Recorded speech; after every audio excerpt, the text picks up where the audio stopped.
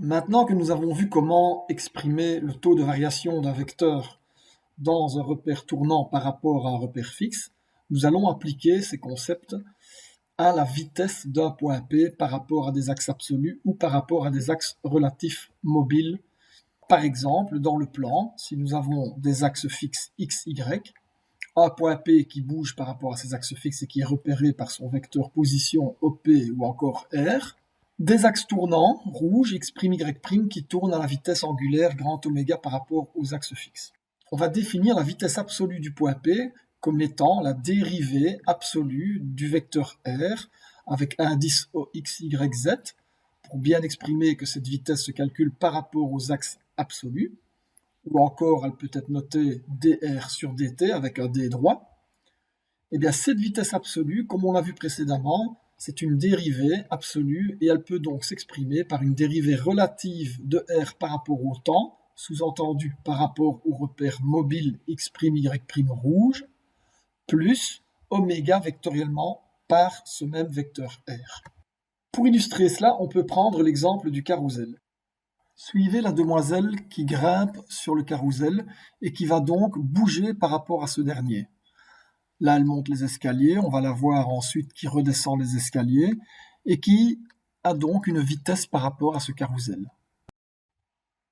On suppose donc que le carrousel tourne à une certaine vitesse angulaire grand oméga et que le point P bouge par rapport à ce carrousel. Et ce que l'on recherche, c'est la vitesse de ce point par rapport aux axes absolus.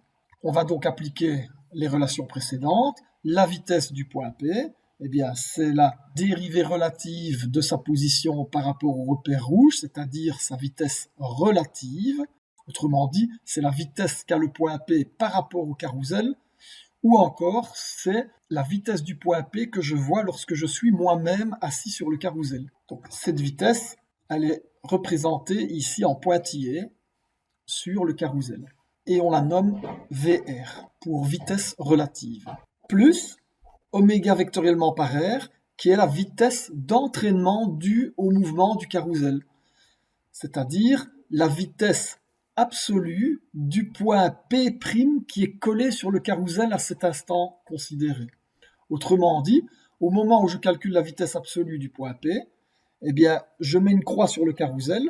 Évidemment, comme le point P bouge par rapport à ce carrousel, il n'a pas la même vitesse que le carrousel, mais la petite croix qui est dessinée sur le carrousel a, elle, la vitesse qui est due à l'entraînement du carrousel. C'est ce que l'on appelle la vitesse d'entraînement, c'est donc la vitesse absolue du point P' collé sur ce carrousel, et comme c'est une rotation autour d'un axe fixe, elle vaut oméga vectoriellement par R. Elle est notée ici en vert, elle est perpendiculaire au vecteur position R, et la somme des deux, donc la somme du vecteur rouge et du vecteur vert, nous donne la vitesse absolue par rapport aux axes absolus.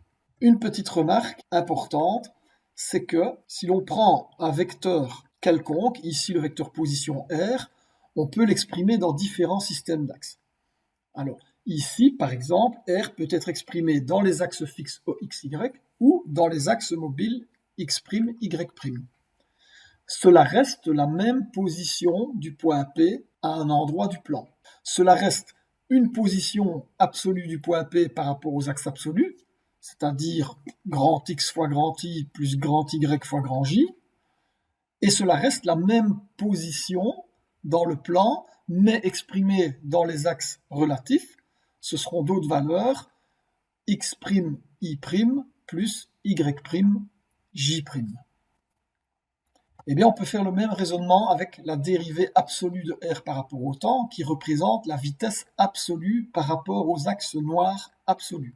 Cette vitesse absolue, elle peut être exprimée dans les axes absolus, en termes de grand I, grand J, ou dans des axes relatifs, x', y', en termes de I', J'.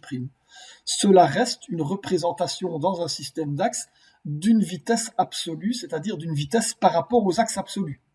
Donc une vitesse absolue par rapport à des axes absolus peut très bien être représentée, exprimée dans des axes relatifs x', y'. La vitesse relative, dr sur dt, qui est la vitesse relative aux axes rouges, de même peut être exprimée dans des systèmes d'axes différents, en l'occurrence soit les axes absolus, soit les axes relatifs, mais cela reste une vitesse relative aux axes mobiles. On en reparlera lorsque l'on fera des exercices en polaire un peu plus tard dans le cours.